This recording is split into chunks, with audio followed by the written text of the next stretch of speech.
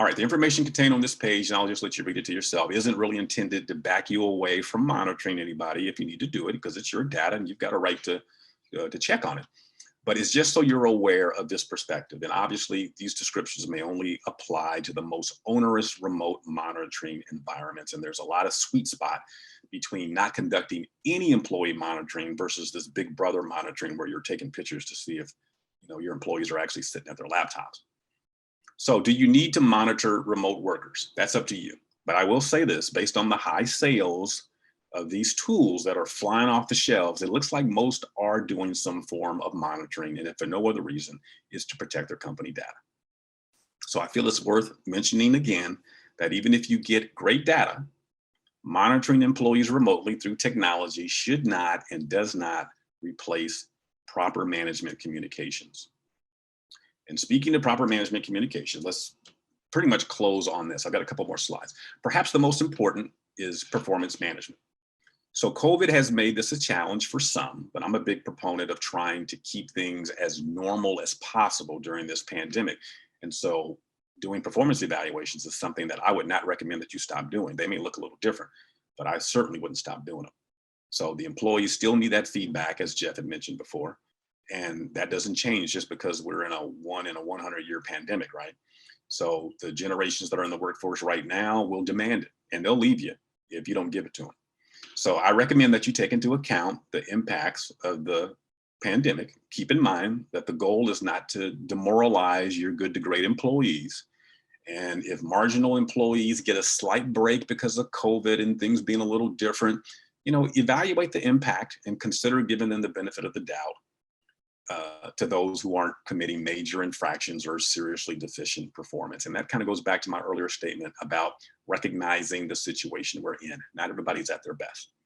If needed, you can certainly streamline those forms. Maybe when you were in the office, it was a 7-page form. It took 3 hours to complete.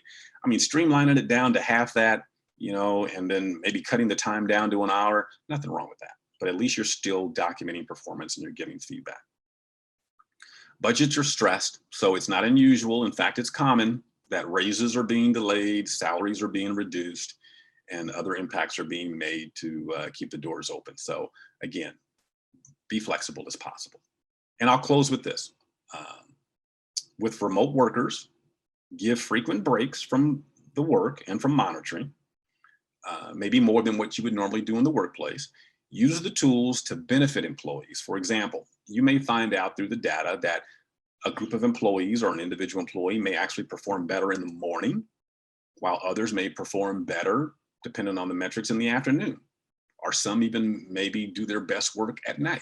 So you can use this data to your benefit to maybe, be sure that you're putting people in a position to succeed while they're working remotely, because this is a change for all of us. Use meetings to conduct business, but also get feedback from your employees on how they're doing. Don't forget to ask employees right off the bat how they're doing. You're not trying to delve into their personal life, but don't just start hopping into the business aspect of it, because again, remember the times we're in right now. Ask them where the challenges are, acknowledge the complexity of the moment, not every meeting, but from time to time, and then constantly reiterate your support for them. And where you can, I'll say it again, be flexible. Perhaps consider establishing core work hours so that you don't do the normal 8 to 5. For example, if the job allows, how about establishing a 12-hour work window where perhaps the mandatory work hours are from 9 to 3, which means everybody's got to be online from 9 to 3. But employees have the option of flexing the 2-hour windows on the front and on the back, depending on when they start their day. So for example, I may start my shift at 7 and log off at 4, while another colleague might consider logging on at 9 and logging off at 6. It obviously will be a little bit more difficult in team environments, but you still have those core hours for them to work together. So it still might work. So many organizations still have to do social distancing in the workplace. And so they may have to time shift when employees do their work. And so some of that data may help you to put people again in a position to be successful. And if you need work done at a certain time, communicate that and try the best that you can to avoid surprises. My advice to you is to plan on having to navigate COVID through 2021 and plan your remote strategies accordingly. If things change great, but I wouldn't count on it. Be sure to listen to your employees, constantly push your employee assistance programs if you have them, the EAPs, because I bet they're being used heavily.